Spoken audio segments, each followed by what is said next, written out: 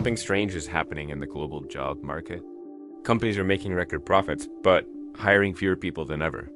Promotions are disappearing, entry-level jobs are vanishing. By 2030, millions of jobs may simply stop existing. But the real collapse isn't happening the way people expected. It's not loud, not announced. There's no breaking news headline. It's silent, invisible. And it's already happening to people who have no idea it's coming for them. Welcome back. If you're new here, glad you found this video.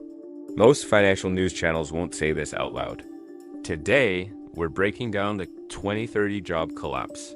Not theory, not fear-mongering, but data-backed facts in motion now.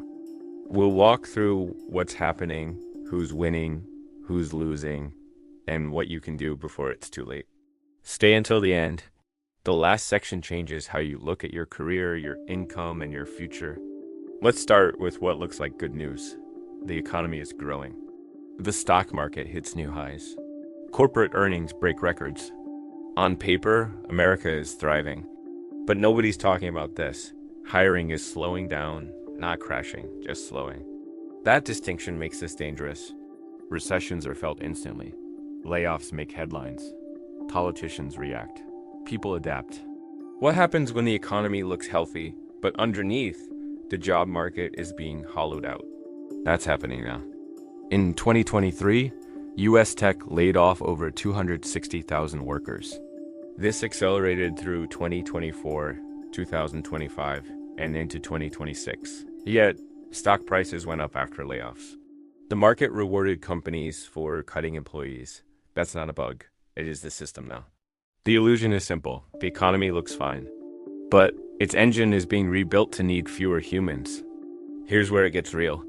Most people picture AI replacing jobs like a Hollywood movie. Robots walking into offices. Dramatic announcements. Mass unemployment overnight. That's not what's happening. What's actually happening is quieter. And in many ways, more devastating. AI is replacing tasks, not job titles. Not yet. A company doesn't fire their 10 customer service reps and replace them with one robot. Instead, they deploy an AI tool that handles 60% of inquiries automatically, and then just don't replace anyone who leaves. Slowly, that team of 10 becomes a team of 4. No layoff announcement, no headline, just fewer seats at the table.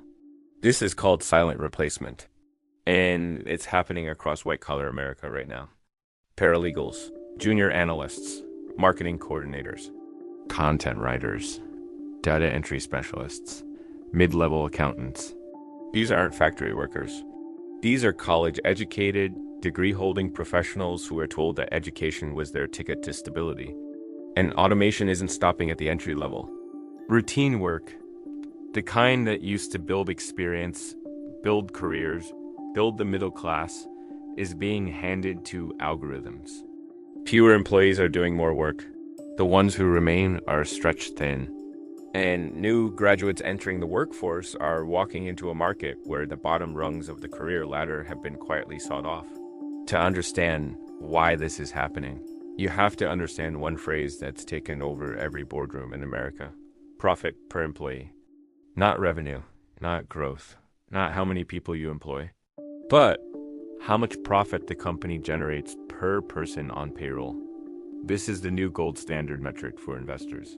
And when your goal is maximizing profit per employee, the math becomes brutally simple. Fewer employees equals higher profit per head equals happier shareholders. This is the lean workforce model. And it's not a trend, it's a structural shift. Amazon, Apple, Google, Goldman Sachs, every major employer is moving in this direction. They're not doing it because they're evil. They're doing it because the incentive structure rewards it. When investors cheer layoffs, when stock prices rise after workforce cuts, why would any CEO make a different choice? This is the corporate strategy shift, and once you see it, you can't unsee it. So where does this all lead? Based on current trends from McKinsey, Goldman Sachs, the World Economic Forum, and MIT economists. Here's what the job market looks like on its current trajectory by 2030. First, entry-level collapse. The jobs that used to be the starting point for a career, the analyst roles, the assistant positions, the junior everything, are disappearing fastest because these are the most automatable roles. It handles the grunt work, and companies simply stop creating those positions. If you're 22 and graduating in the next few years, you may be entering a market where traditional entry points no longer exist. Second, promotion freeze. In a leaner workforce, there are fewer management positions, fewer layers, less room to move up. Career ladders are being compressed. The path from junior to senior to director used to take 5 to 10 years. In many industries, that path is now a dead end. Third, the job ladder disappearing. Not just slowing down, gone. In sectors like finance, insurance, media, and law. The traditional idea of working your way up from the bottom is being dismantled. The McKinsey Global Institute estimated that by 2030, up to 30% of current work tasks in the US could be automated. That's not 30% of jobs deleted overnight, but 30% of what people do replaced by machines. And when machines do 30% of the work, companies need 30% fewer hours, which means fewer people. This is the 2030 prediction, not apocalypse, not science fiction, just a cold trend projected forward. Now, because we don't just deliver bad news without context, let's talk about who comes out ahead. Asset owners. If you own things that produce income, real estate, stocks, businesses, automation works for you, your assets generate returns even as human labor becomes less necessary. The wealthy don't worry about automation. They invest in it. AI operators. The people who know how to use AI tools, deploy them, manage them, and build systems around them. They become indispensable. Not because they're irreplaceable, but because they multiply their own output by 10 times. One person with AI skills can do what used to take a team of 5.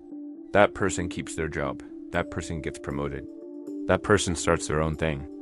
Capital allocators, investors, venture capitalists, anyone directing money toward productivity-enhancing technology. They win regardless of what happens to employment rates. The uncomfortable truth: the biggest winners of the 2030 economy are people who already have money, skills, or both. And the losers? Middle-class employees, the backbone of American economic life for the past 70 years.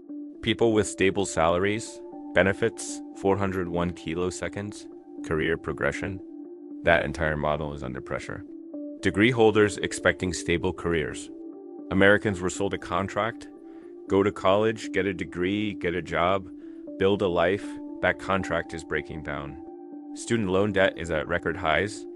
And the jobs that degree was supposed to unlock, many of them are being eliminated or automated. This isn't about intelligence. This isn't about work ethic. It's about the fact that the economy's incentive structure has fundamentally shifted. And the people who followed the old rules are now playing a game with new rules nobody explained to them. Here's the part they don't tell you in the news. You are not powerless, but you have to act before the collapse, not after. Number 1, stop trading time for money as your only income strategy. Build something. A side income, a digital product, a freelance skill that doesn't depend on a single employer keeping you. Number 2, learn the tools that are replacing people. You don't need to be an engineer, but knowing how to use AI tools, prompting, automation software makes you one of the operators who wins, not the employees who get cut. Number 3, build assets, even small ones, a few shares of an index fund, a rental property eventually, anything that generates value while you sleep. Number 4, future-proof your skill set toward things at deep human judgment, emotional intelligence, complex negotiation, creative direction, leadership. The goal isn't to panic. The goal is to see it clearly and move before everyone else does. The 2030 job collapse isn't a guaranteed apocalypse. It's a warning system going off. The economy is growing. The stock market is rising. And quietly, invisibly, the ground is shifting beneath millions of Americans who don't know it yet. The question isn't whether this is happening. The data says it is. The question is, are you going to be the person who saw it coming or the person who wished they had. If this gave you something to think about, share it with someone who needs to hear it.